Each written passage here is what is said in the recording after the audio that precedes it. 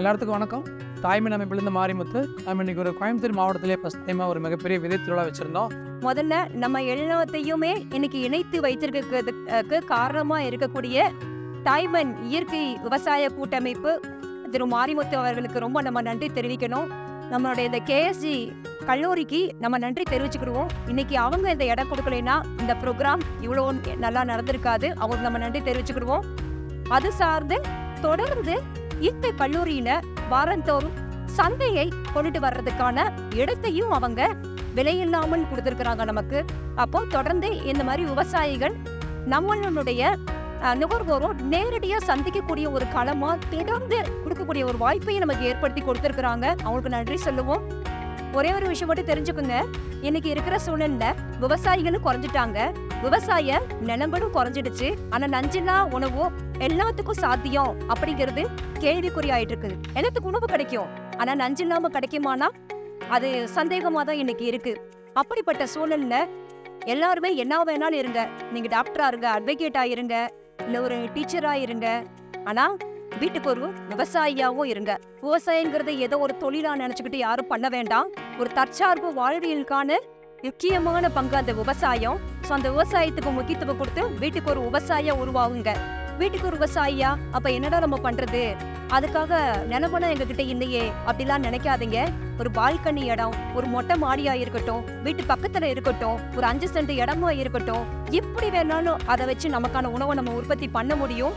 2007ல வெறும் ஒரு 4 பெயிண்ட் பக்கெட்டை வச்சுக்கிட்டு எனக்கான கீரையை நஞ்சில்லா கீரையை உற்பத்தி பண்ணணும் தான் பண்ண ஆரம்பிச்சேன். இன்னைக்கு 800க்கும் மேற்பட்ட மரபு ரக விதைகளை பயன்படுத்தி விவசாயம் செஞ்சு ஒரு உணவு காடை உருவாக்கக்கூடிய வகையில அந்த அளவுக்கு போக முடியுது. அப்படின்னா என்னால முடியும் போது ஏன் உங்களால முடியாது? இது எல்லா தலைவே முடியும்.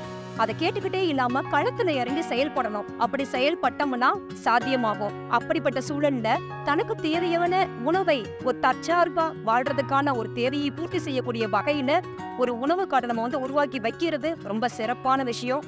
வீட்டுக்கு ஒரு விவசாயி உருவாக்குனா மட்டும்தான் விஷமில்லா ஒரு உணவு உறுதியா எல்லாருக்குமே கிடைக்கும்.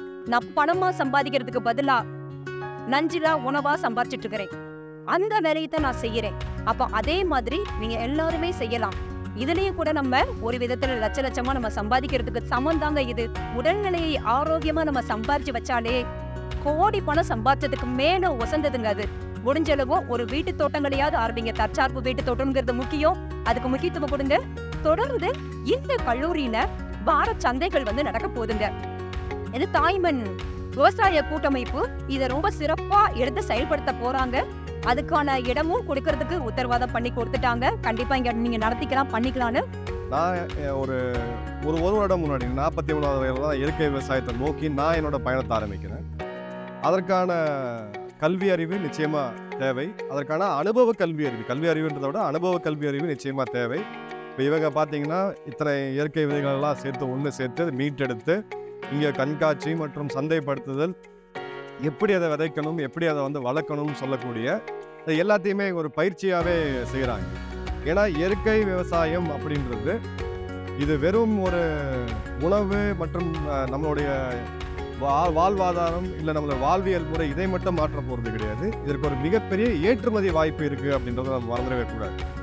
பல நாடுகள் இன்னைக்கு இயற்கை விவசாயத்தில் விளைந்த பொருட்களுக்கு 5 மடங்குலேருந்து 10 மடங்கு வரைக்குமான விலை கொடுக்கறதுக்கு தயாராக இருக்கிறாங்க.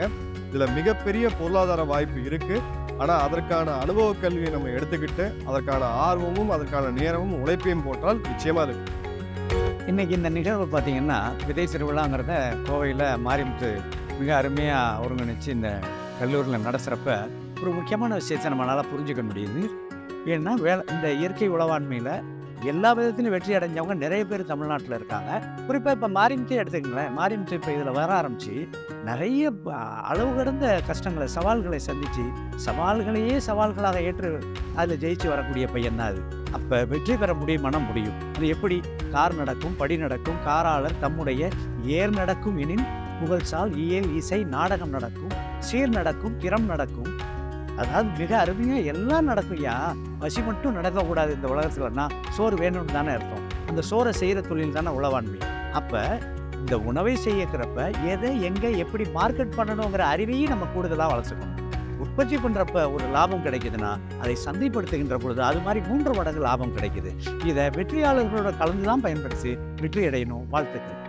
தாய்மண் இயற்கை விவசாயம் சார்ந்து இங்கே கேஎஸ்டியில் நடக்கிற ஒரு திருவிழாக்காக நாங்கள் இங்கே வந்தோம். காலையில் சீக்கிரமாகவே வந்துட்டோம். நாங்கள் வரும்போதே நல்ல கூட்டம் இருந்தது. அதே மாதிரி கருத்தரங்கம்லேயும் வந்துட்டு எங்களுக்கு நிறைய விஷயங்கள் தெரிஞ்சது. உதாரணத்துக்கு பார்த்தீங்கன்னா இப்போ அருண் டாக்டர் அவங்க பேசும்போது காய்கறி வைத்தியம் பற்றி பேசும்போது காட்டுக்கோவக்காயை எப்படி நம்ம டயபெட்டிஸ் நீரிழிவு நோய்க்கு யூஸ் பண்ணலாம். நாங்கள் வந்து எவ்ரி 3rd சண்டே இந்த விவசாயிகள் சொந்த அவங்களோட என்னென்ன அவங்க க்ரோ பண்ணுறாங்களோ இங்கே வந்து ஒரு சண்டை வைக்கிறேன்னு சொல்லியிருக்காங்க. மக்களும் வந்து இதுக்கு சப்போர்ட் கொடுக்கணும். ஏன்னா விவசாயிகள் தான் வந்துட்டு நம்ம நாட்டின் முதுகெலும்பு. அண்ட் மக்கள் எல்லோரும் இந்த சந்தைக்கு சப்போர்ட் கொடுங்க. நன்றி. இது எதுக்காகனா கட்டாயம் அடுத்த தலைமுறை வந்து ஒரு நஞ்சல அது உணவு கொடுக்கணும். ஒரு தரமான மண்ணை வந்து நம்ம ஒரு உயிரோட்டமான மண்ணை வந்து அடுத்த தலைமை கொடுத்துட்டு போகணுங்கிற ஒரு முக்கிய முதல் புள்ளி தான் இது வந்து. இதுலேருந்து இன்னைக்கு கிட்டத்தட்ட ஒரு 15,000 பேர்த்துல ஒரு 1000 பேர் இன்னைக்கு மாறி அவங்க அடுத்த கட்டத்துக்கு நகர்ந்தாங்கனாலே இதோட சக்ஸஸ் மிகப்பெரிய சக்ஸஸ் தான். அந்த அளவுக்கு அதை நாம இன்னைக்கு நம்ம தாய்மண் அமைப்பு வந்து நகர்ந்துட்டு இருக்குது. ஸோ மாசத்துல 3ஆவது நேரம் தொடர்ச்சியாக இங்கே நடக்கும். யாருக்கெல்லாம் வாய்ப்பு இருக்குதோ நீங்கள் வந்து பயன்படுத்திக்கலாம். நன்றி, வணக்கம்.